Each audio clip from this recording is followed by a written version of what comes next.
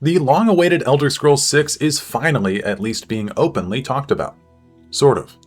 Xbox CEO Asha Sharma tweeted out on August 11, 2026 that she was a part of a live playthrough of Elder Scrolls 6, which was followed up with 8 asterisks. Bethesda Game Studios responded to this tweet by saying, "It was great being able to show you," followed by 8 asterisks again. With this pattern set, the internet immediately got to work by trying to figure out what the meaning was behind the 8 asterisks. The Iliac Bay, a region of Elder Scrolls 2, was what immediately came to my mind, but then I realized that the space in between the two words, Iliac and Bay, would constitute another character, meaning that couldn't be it. I also joked on a post on my YouTube page that the Elder Scrolls 6 Skyrim 2 technically fit the bill as well. However, the two words most frequently thought next were Sentinel and Dominion. Sentinel due to the speculations that Elder Scrolls 6 would be set in Hammerfell or in, like I said previously, the Iliac Bay region, where Sentinel serves as a very important city, and Dominion due to the idea that the Aldmeri Dominion would serve as a central figure in this game.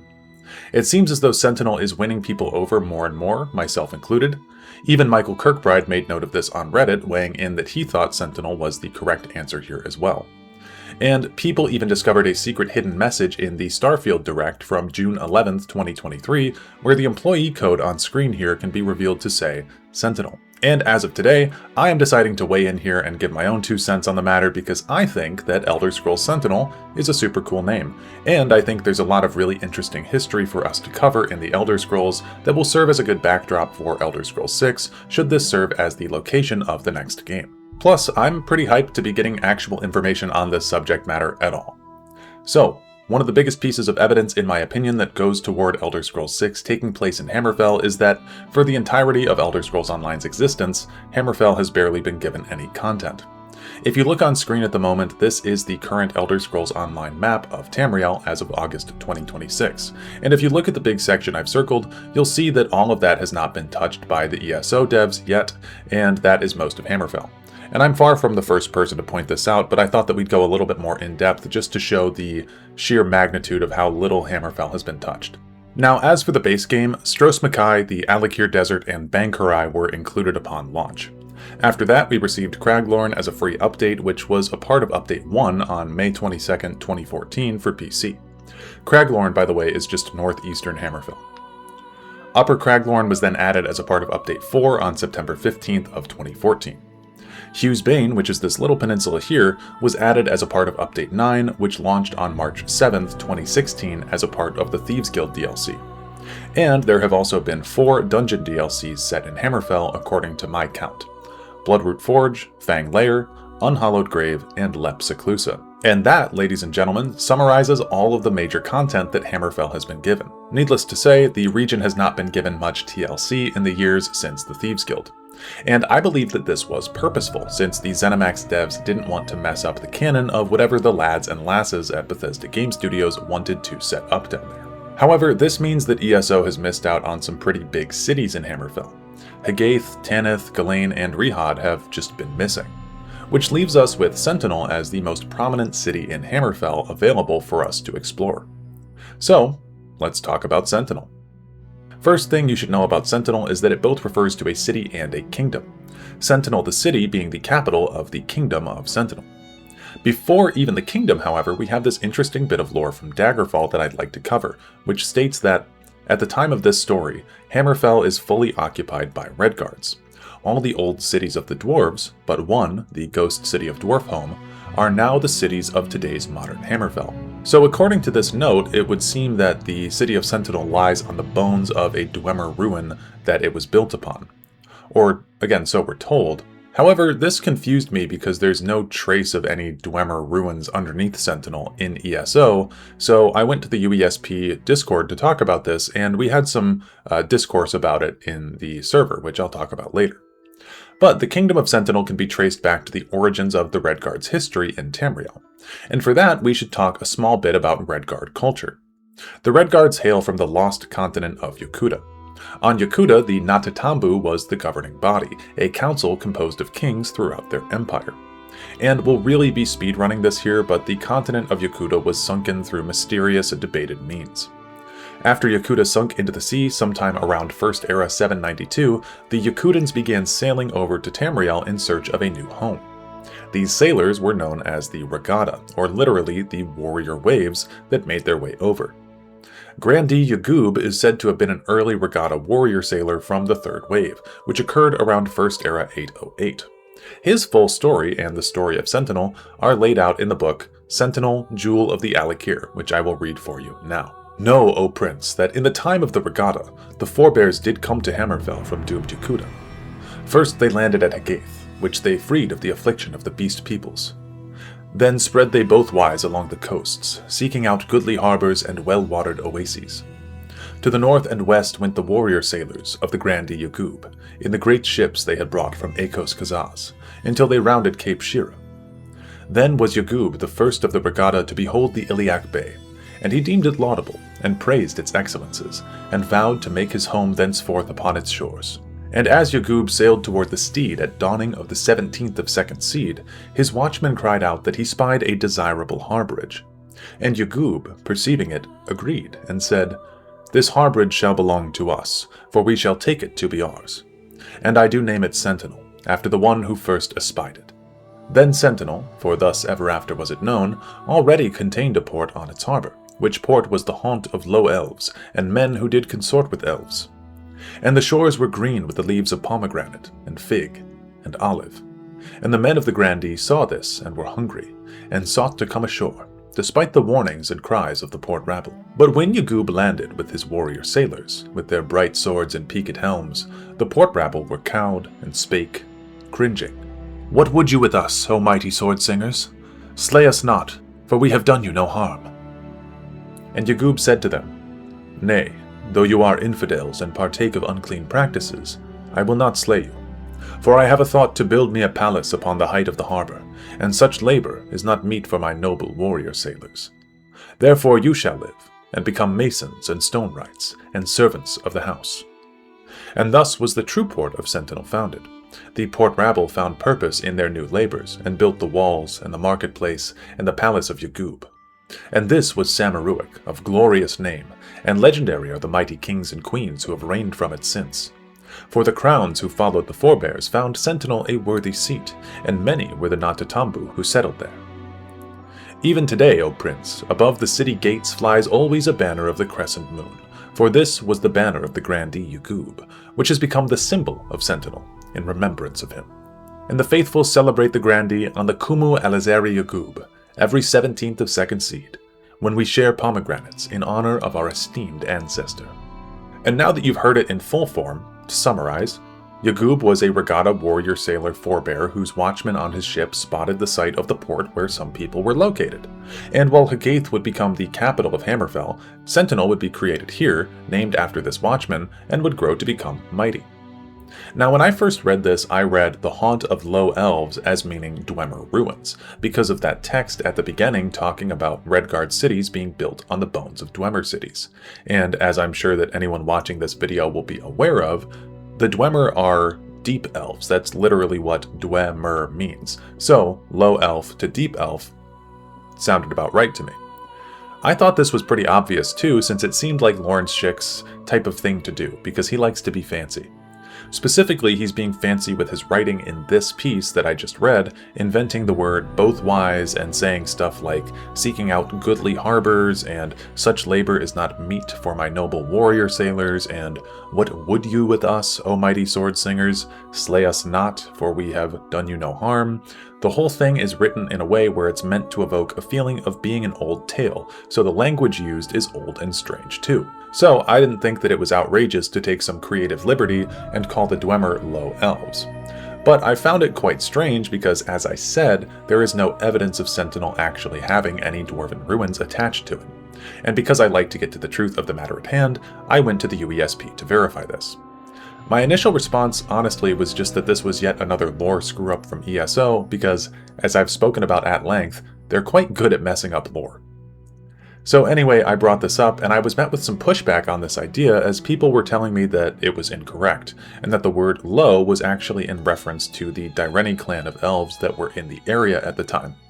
The term low actually meant that the elves and men that consort with elves were of low status, or lesser than the Regatta here. And this still felt pretty unnatural to me, so it took a bit of convincing, but eventually I did understand where they were coming from here, specifically when you look later at how these people are described as sniveling, spake, and cringing. So low does make sense in that way as well here, and in conjunction with the PGE3, it makes some sense that this is likely what Lawrence was talking about here. I just wanted to bring this up because I feel that it's important to have discourse like this over lore topics, and I do always appreciate the truth-oriented people in this community very much. So while I do still think that ESO completely forgot about this piece of lore from Daggerfall, I am willing to accept that it was more than likely the Dyreni and Bretons that were being talked about here. Although I'd like to point out too that there's no evidence of Brittonic or Dyreni architecture in Sentinel in ESO either. Anyway, thank you UESP Discord server once again. And with that out of the way, that is the basic foundation story of Sentinel. Sentinel exists in the Alik'r Desert, which is a large portion of Hammerfell that is largely difficult to inhabit due to the unforgiving heat and difficult terrain. But the Redguards, as the Yakutans would come to be called on Tamriel, firmly planted themselves in this harsh environment, and it serves as a testament to their strength and endurance as a people. The initial regatta came to be known as the Forebears, as they were the first to touch foot on Tamriel. As such, the Forebears became more firmly integrated with the local Tamrielic cultures, like the Bretons and the Dyreni of the Iliac Bay. Later waves of the Natatambu would follow behind the Forebears now that the way had been cleared for them. This group was an older establishment group more tied to the Yakutan ways than the Forebears, and they would come to be known as the Crowns. Loosely, you can think of the Forebears as more liberal and the Crowns as more conservative, but it's not necessarily a one-to-one conversion, and this is a fictional universe, so take it as you will. Infighting between the Crowns and the Forebears would become a central piece of Hammerfell politics for generations to come, the descendants of both classes tracing their lineages back to their initial shore leave on Tamriel in attempts to decide how best to rule their new lands. Sentinel was founded as a forebear city under Grandi Yugub, and he served as the city's first sort of leader. Yugub's crest, the crescent moon with the sun behind it, became the banner of the city. Samaruik, the Sentinel Palace that was built for Yugub, is the oldest building in the city, which also includes the Impervious Vault. After his new city of Sentinel was attacked by pirates from the Abyssian Sea, the Grandi Yugub decided he would build a fortified subterranean storehouse where the Alik'r's greatest treasures could be kept safe. Thus was built the Impervious Vault. As the city of Sentinel established itself, so too did the kingdom surrounding it. Sentinel would grow as a political power in the Iliac Bay region throughout the years, given its grand position in the Bay region. As the city grew and more crowns appeared in Hammerfell, many wound up living in the forebear city of Sentinel. By First Era 950, the Kingdom of Sentinel aligned with the Kingdom of Daggerfall to enact the First Siege of Orsinium, a plot spearheaded by King Juel of Daggerfall. By 980, when Orsinium was defeated, King Juel's larger plot was hatched to invade against the Redguards. He was swiftly put down at the Battle of Bankerai Pass in First Era 973. By First Era 2200, the Thracian Plague had infected Tamriel, causing thousands of deaths in the Iliac region and beyond. Many noble families from the Bay Area, Sentinel included, were able to hide away in the Dyreni Isles of Balfiera to avoid the plague. And I'm going to be skipping some history here just due to keeping this video about Sentinel, but eventually the Redguards would be subsumed into the Second Empire, and from here is really where the Crowns and Forebears appear as proper political parties, at least according to the PGE1, which refers to Hammerfell as a republic during this time. However, after the death of Severian Chorak, who you can learn more about in my Akaviri Potentate video by the way, the Interregnum occurred, which was a period of time where the Second Empire was destabilized and different parties occurred throughout Tamriel, each with vested interests in taking the Ruby Throne. During this Interregnum, it is said that the Republic fell apart. And during this time, King Faharajad's rule of Sentinel would begin in Second Era 560. And Faharajad was a mixed figure, as he was a descendant of Crown lineage, but served as a forebear leader in the historically forebear city. One of King Faharajad's daughters, Mariah, was wed to Emmerich, the King of Wayrest, in the year Second Era 566, which led to both an alliance and increased trade between High Rock and Hammerfell, strengthening both provinces. However, Emmerich was meant to wed the Brittonic Rael, the daughter of King Rancer of Shornhelm. This marriage led to Rancer's War of the same year. Rancer led an army to Wayrest, putting the city under siege for a whole year.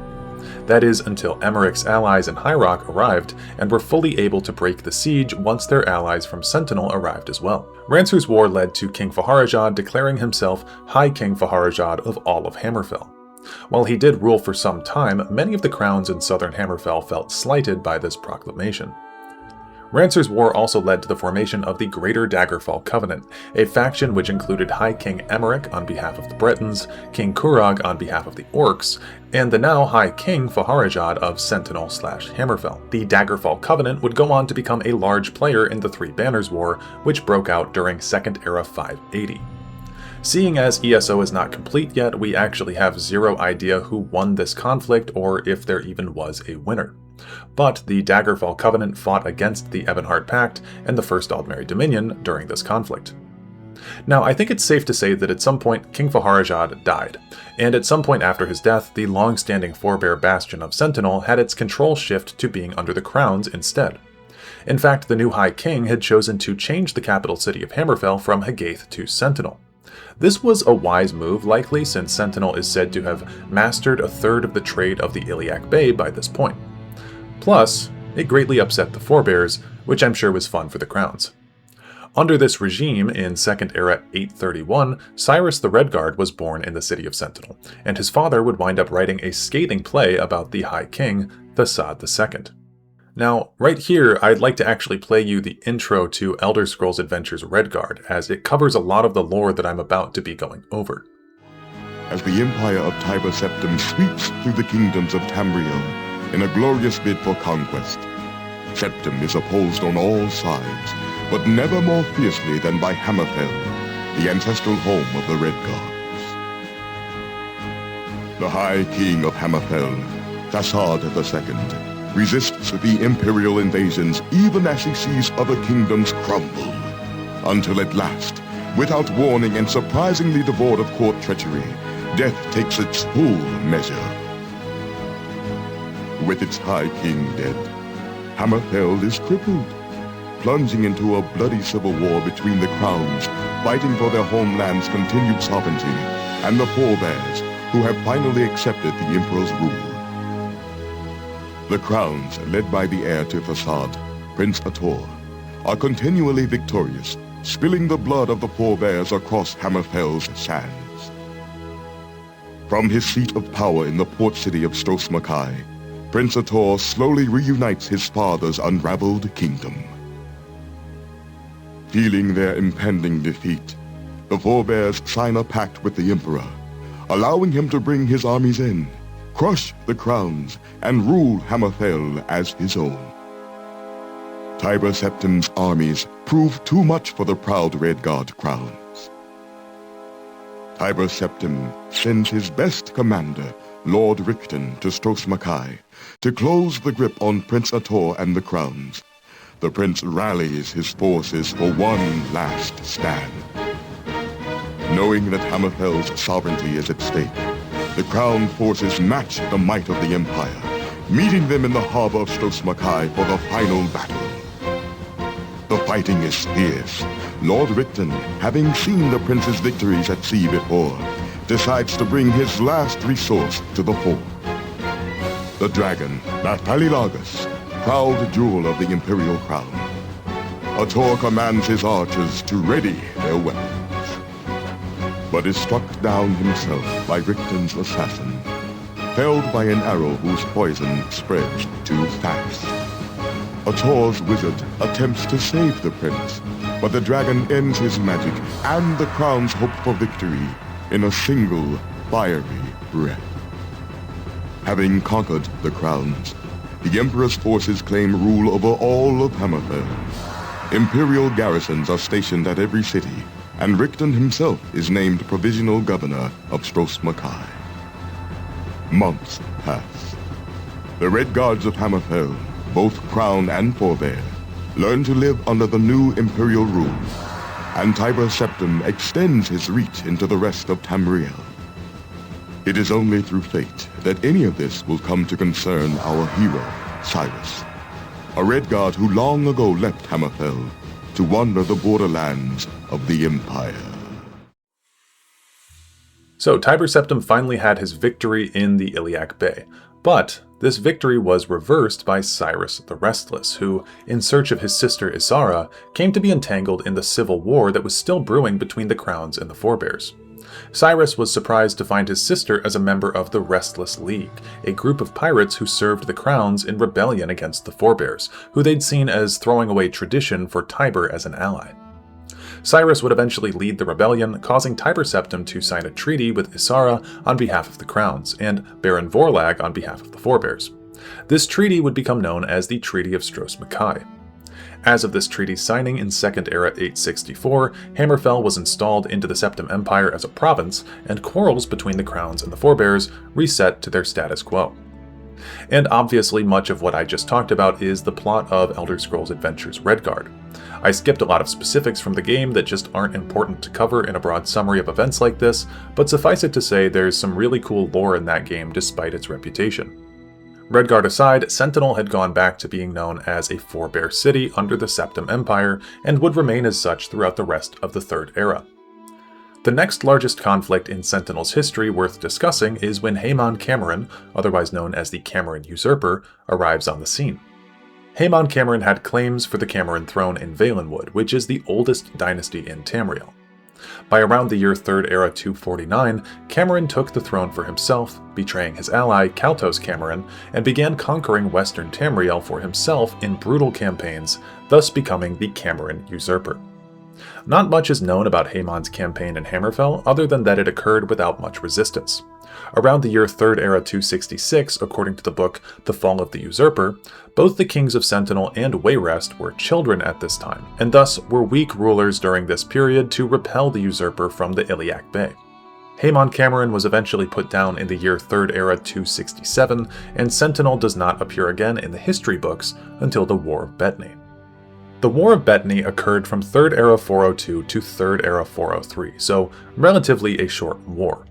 This war was fought in the Iliac Bay over the island of Betony, between Daggerfall and Sentinel, which, if the Black Horse Courier is to be believed, was just one war in a larger string of wars in the bay around this time.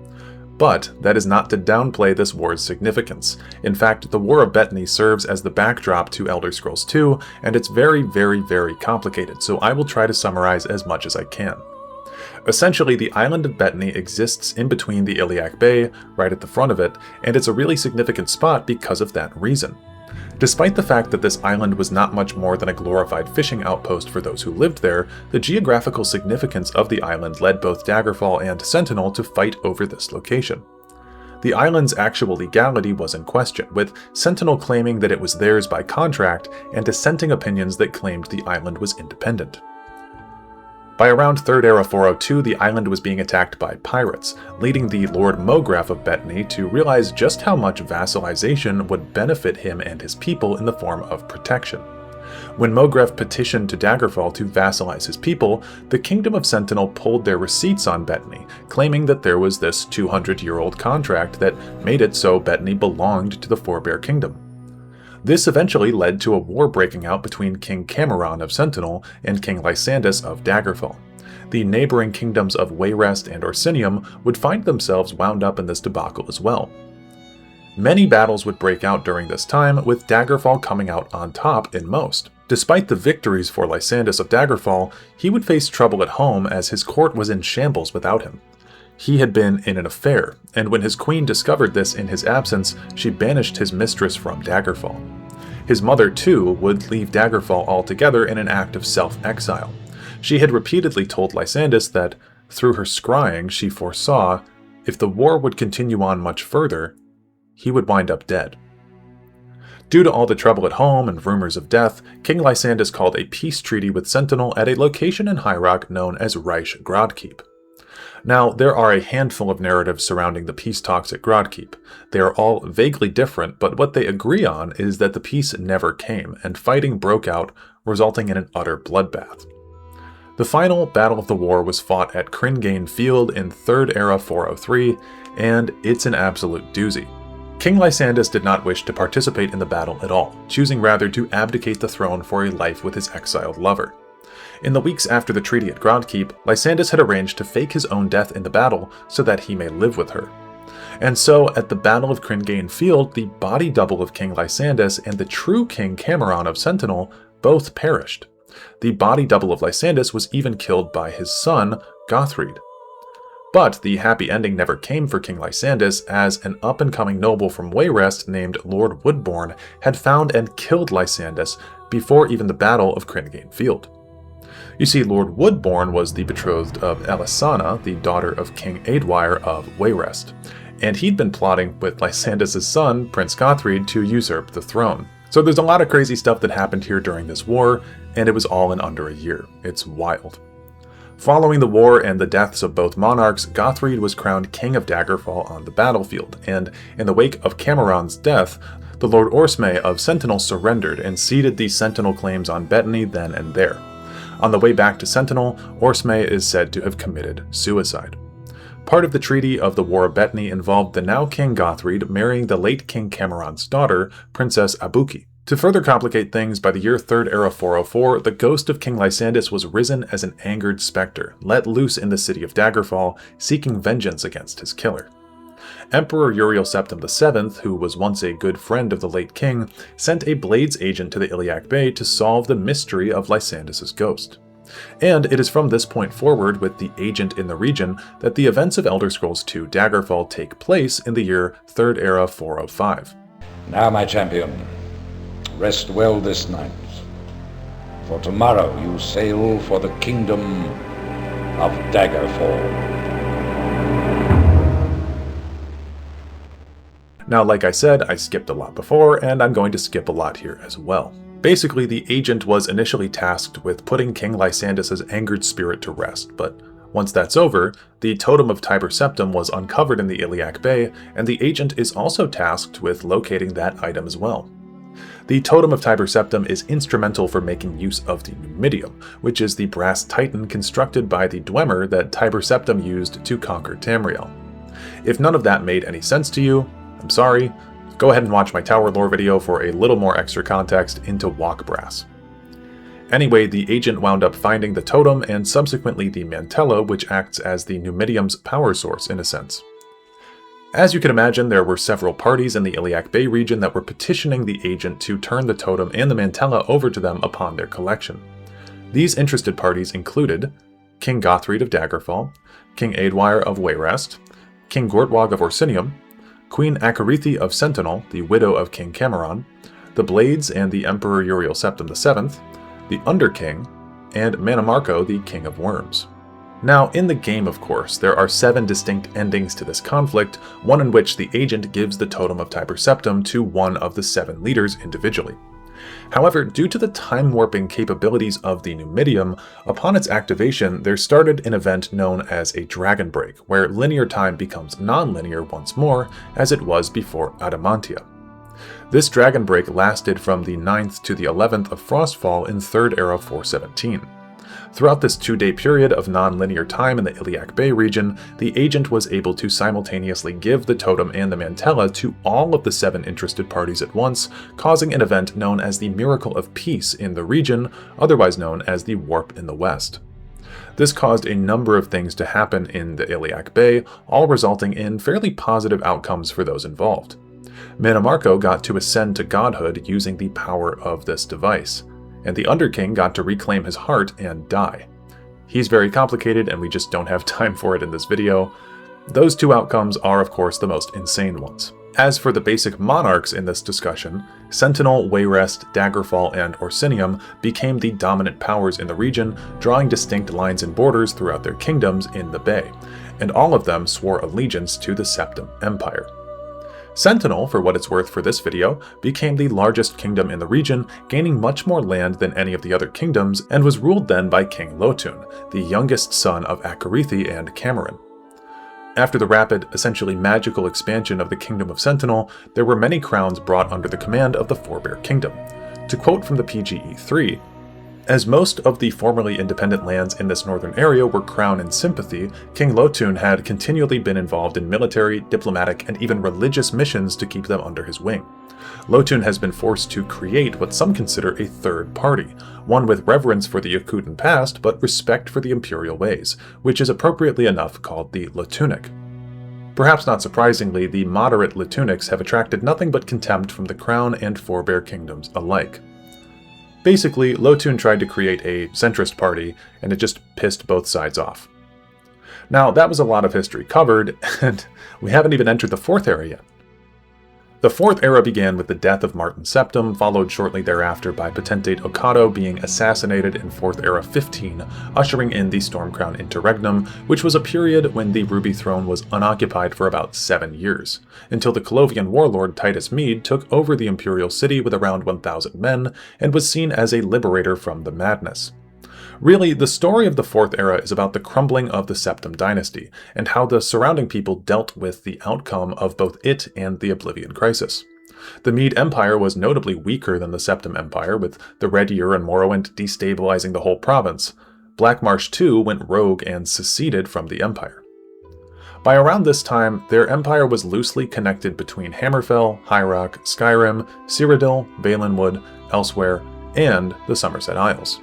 However, at the same time that the Medes took over Cyrodiil in 4th Era 22, the Thalmor, a radical nationalist group, engaged the Somerset Isles in the throes of a fascist takeover, using the Oblivion Crisis as a jumping-off point to sweep in as saviors. However, not all was well within the Isles, as many Altmer viewed the Thalmor takeover as a negative thing. The Thalmor spent much time crafting narratives and staging murders of those who dissented against them, causing many Somerset Altmer to flee entirely. One location that was seen as a safe haven around this time is the city of Sentinel. The Forebears had even established a refugee quarter for the High Elves that were fleeing this fascist movement. In 4th Era 42, the Night of Green Fire occurred in the district, and I'll allow the good legate here to talk about it himself. Back in 42, I was stationed in Hammerfell, on leave in Sentinel, trying to track down some refugee relatives who had fled persecution in Alinor. Suddenly, an explosion of magic in the refugee quarter. Thalmor mages were attacking the Altmer dissidents who were resisting with magic of their own. I ran to the scene with other legionaries who were stationed there, but the entire quarter was a smoking ruin by the time we arrived. Everyone was dead. Wholesale slaughter. The Dominion, not content with killing dissidents at home, came to Hammerfell to finish the job. We're supposedly at peace now, but I put in to be stationed here to keep an eye on the Thalmor.